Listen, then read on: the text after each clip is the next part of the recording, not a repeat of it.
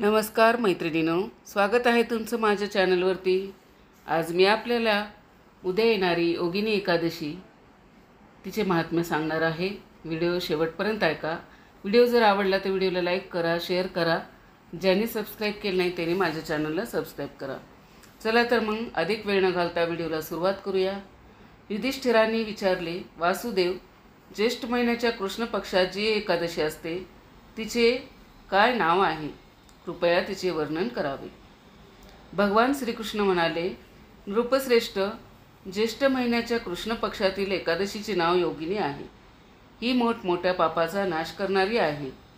संसार सागरात बुडालेल्या प्राण्यांसाठी ही सनातन नौके समान आहे। अलकापुरीचे राजाधिराज कुबेर सदैव भगवान शंकराच्या भक्तीत तत्पर राहणारे आहेत। त्यांचा हेममाली नावाचा एक यक्ष सेवक होता, जो पूजेसाठी फुले आणत असे। हेममालीच्या पत्नीचे नाव विशालाक्षी होते। तो यक्ष कामपाशात आबद्ध होऊन सदैव त्याच्या पत्नीत आसक्त राहत असे। एके दिवशी हेममाली मानसरोवरातून फुले आणून त्याच्या घरीच थांबला आणि पत्नीच्या प्रेमपाशात मग्न झाला। त्यामुळे कुबेराच्या राजभवनात जाऊ शकला नाही। इकडे कुबेर मंदिरात बसून महादेवाची पूजा करीत होते। त्यांना दुपारपर्यंत फुलासाठी वाट पाहिली। जेव्हा पूजेची वेळ निघून गेली तेव्हा यक्षराजाने क्रोधित होऊन सेवकांना विचारले, यक्षांनो, दुरात्मा हेममाली का येत नाही? यक्ष म्हणाले, राजन, तो तर पत्नीच्या कामनेत आसक्त होऊन घरातच रमला आहे। असे बोलणे ऐकून कुबेर अधिकच क्रोधित झाले आणि त्वरित हेममालीला बोलविले। तो येऊन कुबेरासमोर उभा राहिला। त्याला पाहून कुबेर म्हणाले, अरे पापी, अरे दृष्टा, अरे दुराचारी, तू भगवंताचा अपमान केला आहेस। म्हणून कोडयुक्त होऊन तुझा त्या प्रिय पत्नीपासून विभक्त होऊन या स्थानापासून भ्रष्ट होऊन दुसरीकडे निघून जा। कुबेराने असे म्हटल्यावर तो स्वस्थानापासून पतित झाला। कोडामुळे त्याचे संपूर्ण शरीर पीडित झाले, परंतु शिवपूजेच्या प्रभावाने त्याची स्मरणशक्ती पूर्ववत राहिली। त्यानंतर तो पर्वतामध्ये श्रेष्ठ मेरुगिरीच्या शिखरावर गेला।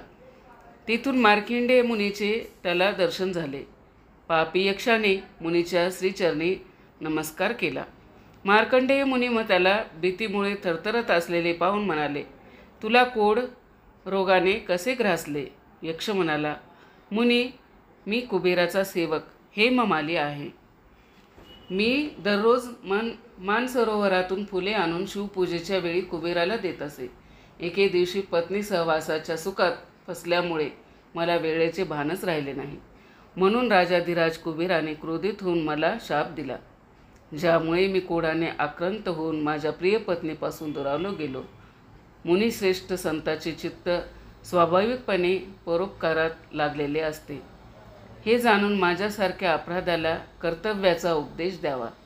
मार्कंडजी म्हणाले, तू येथे खरी गोष्ट सांगितली आहेस, म्हणून मी तुला कल्याणदायी व्रताचा उपदेश देतो।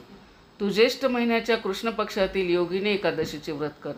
या व्रताच्या पुण्याईने तुला कोड निश्चितपणे दूर होऊन जाईल। राजन, मार्कंडेय मुनीच्या उपदेशाने त्याने योगिनी एकादशीचे व्रत केले, ज्यामुळे त्याच्या शरीरावरचे कोड दूर झाले। त्या उत्तम व्रताचे अनुष्ठान केल्यावर तो पूर्ण सुखी झाला।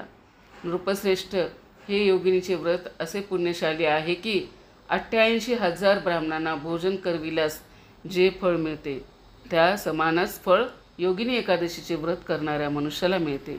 योगिनी महान पापांना शांत करणारी आणि महान पुण्य फळ देणारी आहे। हे महात्म्य पठण व श्रवण केल्याने मनुष्य सर्व पापापासून मुक्त होतो। कसा वाटला माझा व्हिडिओ कमेंट करून नक्की सांगा। माझा व्हिडिओ शेवटपर्यंत ऐकलात त्याबद्दल आपल्या सर्वांचे मनापासून आभार। विठ्ठल विठ्ठल, जय हरी विठ्ठल।